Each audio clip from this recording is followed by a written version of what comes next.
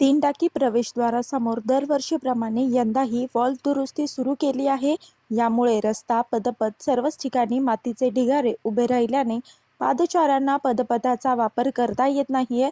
तर दुसरीकडे मुख्य चौकापासून 15-20 फुटांवर ही दुरुस्ती होत असल्याने मोठ्या प्रमाणात वाहतूक कोंडी देखील होत आहे.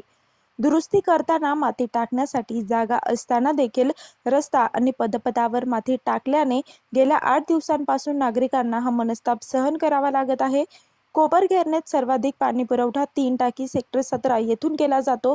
यामुळे या 3 टाक्या ज्या ठिकाणी आहेत त्या परिसराला 3 टाकी असे नाव पडले आहे. याच ठिकाणी पाणीपुरवठा कार्यालयास 2 प्रवेशद्वारे असून त्यापैकी एका प्रवेशद्वाराच्या बाहेरील भूमिगत वॉल्व दुरुस्तीचे काम 8 दिवसांपासून केले जात आहे. यासाठी 2 मोठे खड्डे खोदण्यात आले आहेत.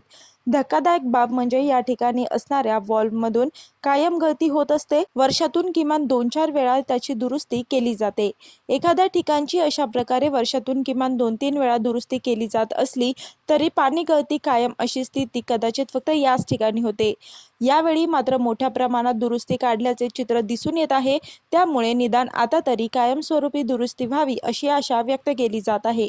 याला महत्त्वाचे कारण म्हणजे या परिसरात अनेक शाळा, महाविद्यालय, राष्ट्रीयकृत बँक, हॉटेल्स, बेकरी, फर्निचर अशा सर्वच प्रकारच्या आस्थापना असल्याने मोठ्या प्रमाणात रहदारी असते. त्यात हा रस्ताही कमी पडतो. मात्र वॉल दुरुस्ती करताना कंत्राटदार किंवा मनपाच्या संबंधित विभागाला याचे काहीही गांभीर्य नसल्याचे दिसून येत आहे.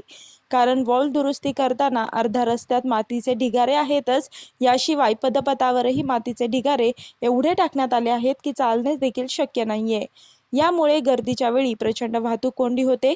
अशा प्रकारच्या दुरुस्तीवेळी नागरिकांची गैरसोय होते, पण सर्वच जण सहकार्य म्हणून सहनही करतात.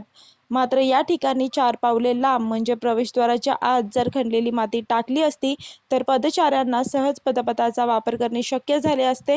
तसेच एवढ्या मोठ्या प्रमाणात वाहतूक कोंडीही झाली नसती, अशी प्रतिक्रिया या परिसरात राहणाऱ्या रहिवाशांनी दिली आहे.